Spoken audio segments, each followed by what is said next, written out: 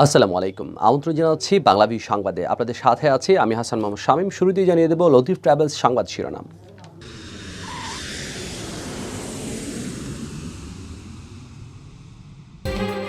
সিলেট বিভাগে সোমবার থেকে শুরু হচ্ছে অনির্দিষ্টকালের পরিবহন ধর্মঘট। মামলা প্রত্যাহার সহ 5 দফা দাবি পরিবহন শ্রমিকদের। টিকটক বানাতে গিয়ে কাজিরবাজার সেতু থেকে সুরমা নদীতে পড়ে কিশোর নিখোঁজ। 2 দিন চেষ্টা চালিয়ে সন্ধান পায়নি ফায়ার সার্ভিস। আগের দিন মৃত্যুহীন পার করার পর গেল 24 ঘন্টায় দেশে করোনায় আরো 7 জনের মৃত্যু, নতুন আক্রান্ত শনাক্ত 199। বাংলাদেশ অ্যাসোসিয়েশনের নির্বাচন প্রস্তুতি নিয়ে সাংবাদিকদের সাথে মত বিনিময়, সুষ্ঠু নির্বাচনের প্রতিশ্রুতি নির্বাচন কমিশনের।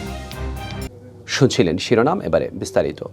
অবৈধ মাইক্রোবাস স্ট্যান্ড উচ্ছেদ নিয়ে সংঘর্ষের ঘটনার জের ধরে সিটি কর্পোরেশন এবং পুলিশের দায়ের করা মামলা প্রত্যাহার সহ 5 দফা দাবিতে সোমবার থেকে সিলেট বিভাগে শুরু হচ্ছে অনির্দিষ্টকালের পরিবহন ধর্মঘট। এর আগে দাবি পূরণের জন্য 21 নভেম্বর পর্যন্ত সময় বেঁধে দিয়েছিল বাংলাদেশ সড়ক পরিবহন শ্রমিক ফেডারেশন সিলেট বিভাগীয় কমিটি, কিন্তু বেঁধে দেওয়া সময়ের মধ্যে দাবি পূরণ না হওয়ায় অনির্দিষ্টকালের পরিবহন ধর্মঘটের ডাক দেওয়া হয়। পরিবহন শ্রমিক নেতারা জানান, সিলেট নগরীর চৌহাট্টা থেকে মাইক্রোবাস স্ট্যান্ড উচ্ছেদ নিয়ে সংঘর্ষের ঘটনায় পরিবহন শ্রমিক নেতাদের বিরুদ্ধে একাধিক মামলা দায়ের করা হয়। পরবর্তীতে নগর ভবনে সভা করে মামলা প্রত্যাহারের ব্যবস্থা গ্রহণের আশ্বাস দেন সিটি মেয়র আরিফুল হক চৌধুরী, কিন্তু এরপর তিনি আর কোনো উদ্যোগ নেননি। মামলা প্রত্যাহার সহ 5 দফার দাবিতে পরিবহন শ্রমিকদের পক্ষ থেকে প্রশাসনের কাছে স্মারকলিপি দেওয়া হয়। স্মারকলিপিতে দাবি পূরণে 21 নভেম্বর পর্যন্ত সময় বেঁধে দেওয়া হয়, কিন্তু নির্ধারিত সময়ের মধ্যে দাবি পূরণে কোনো উদ্যোগ না নেওয়ায় সোমবার ভোর 6টা থেকে সিলেট বিভাগে অনির্দিষ্টকালের পরিবহন ধর্মঘটের ডাক দেওয়া হয়েছে। সিলেট টিকটক ভিডিও বানাতে গিয়ে নগরীর কাজিরবাজার সেতু থেকে পরে সুরমা নদীতে পড়ে ডুবে নিখোঁজ হওয়া কিশোরের খোঁজ মেলেনি। রোববার সন্ধ্যা পর্যন্ত টানা 2 দিন ধরে অভিযান চালিয়েও তাকে উদ্ধার করা সম্ভব হয়নি। বিষয়টি নিশ্চিত করেছেন ফায়ার সার্ভিস ও সিভিল ডিফেন্স স্টেশন সিলেট সদরের সিনিয়র স্টেশন কর্মকর্তা মোহাম্মদ বেলাল হোসেন। জানা গেছে, শনিবার বেলা 2টার দিকে কাজিরবাজার সেতুতে টিকটক ভিডিও বানাচ্ছিল কয়েকজন শিশু কিশোর। ওই সময় সেতুর রেলিং থেকে এক কিশোর সুরমা নদীতে পড়ে তলিয়ে যায়। স্থানীয়দের কাছ থেকে খবর পেয়ে ফায়ার সার্ভিসের কর্মীরা শনিবার সন্ধ্যা পর্যন্ত অভিযান চালিয়ে তাকে উদ্ধার করতে পারেনি। রোববার সকাল থেকে ফের উদ্ধার অভিযান শুরু হয়। সন্ধ্যা পর্যন্ত অভিযান চালিয়ে তার কোনো খোঁজ পাওয়া যায়নি। এছাড়া ওই কিশোরের পরিচয়ও জানা সম্ভব হয়নি। উদ্ধার অভিযানে থাকা ফায়ার সার্ভিসের কর্মী মামুন জানান, নদীতে সামান্য স্রোত আছে, তবে এই স্রোতে কেউ বেশি দূর ভেসে যাবে না। ওই কিশোর শনিবার নদীতে পড়েছে। স্বাভাবিকভাবে তার বেঁচে থাকার কথা নয়, কিন্তু এখনও মরদেহ ভেসে ওঠেনি। আমরা চেষ্টা চালিয়ে যাচ্ছি। করোনা ভাইরাসে আক্রান্ত হয়ে গেল 24 ঘন্টায় 7 জনের মৃত্যু হয়েছে। তাদের মধ্যে 6 জন পুরুষ এবং 1 জন নারী। এ নিয়ে করোনায় আক্রান্ত হয়ে মৃতের সংখ্যা বৃদ্ধি পেয়ে দাঁড়িয়েছে 27,953 জনে। এর আগে 1 বছর 7 মাস 16 দিন পর শনিবার করোনায় মৃত্যুশূন্য দিন দেখে দেশ। তার আগে 2020 সালের 3 এপ্রিল সর্বশেষ মৃত্যুশূন্য দিন পার করেছিল বাংলাদেশ। রোববার স্বাস্থ্য অধিদপ্তরের অতিরিক্ত মহাপরিচালক অধ্যাপক ডক্টর আহমেদুল কবির স্বাক্ষরিত করোনা পরিস্থিতি সংক্রান্ত এক সংবাদ বিজ্ঞপ্তিতে এই তথ্য জানানো হয়। দেশে 2020 সালের 8 মার্চ প্রথম করোনা রোগী শনাক্ত হয়। এরপর ওই বছরের 18 মার্চ দেশে করোনা ভাইরাসে প্রথম রোগীর মৃত্যু হয়। স্বাস্থ্য অধিদপ্তরের সংবাদ বিজ্ঞপ্তিতে জানানো হয়, গত 24 ঘন্টায় সরকারি ও বেসরকারি 836টি ল্যাবে 17,074টি নমুনা সংগ্রহ করা হয়। এ সময় নমুনা পরীক্ষা করা হয় 17,135টি।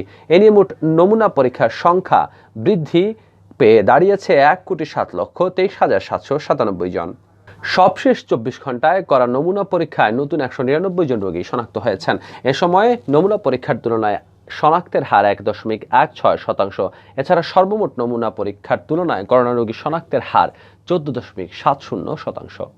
গত বছরের 18 মার্চ থেকে 21 নভেম্বর রোববার পর্যন্ত করোনায় আক্রান্ত হয়ে মৃতের সংখ্যা 27,953 জন। তাদের মধ্যে পুরুষ 17,893 জন ও নারী 10,060 জন। মোট রোগী শনাক্তের তুলনায় মৃত্যু হার 1.78%।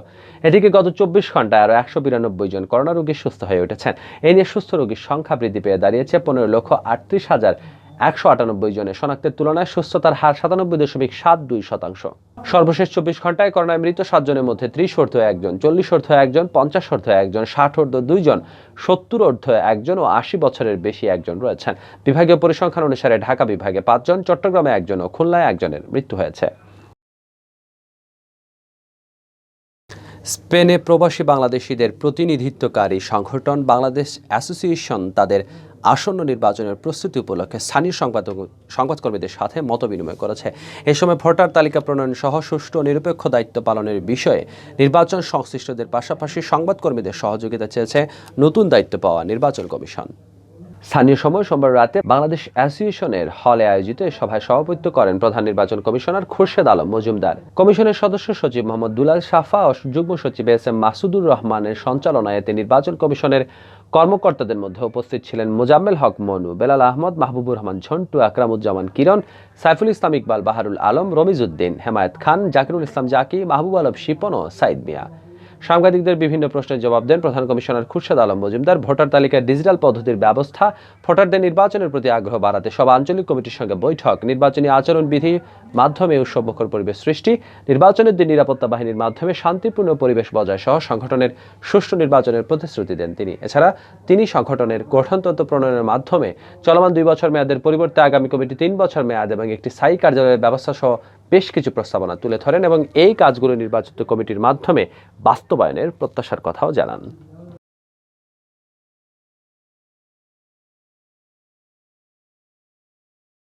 পরবর্তী সংবাদ দেখার আমন্ত্রণ জানিয়ে শেষ করছি বাংলা ভিউ সংবাদ। এতক্ষণ সঙ্গে থাকার জন্য ধন্যবাদ। খোদা হাফেজ।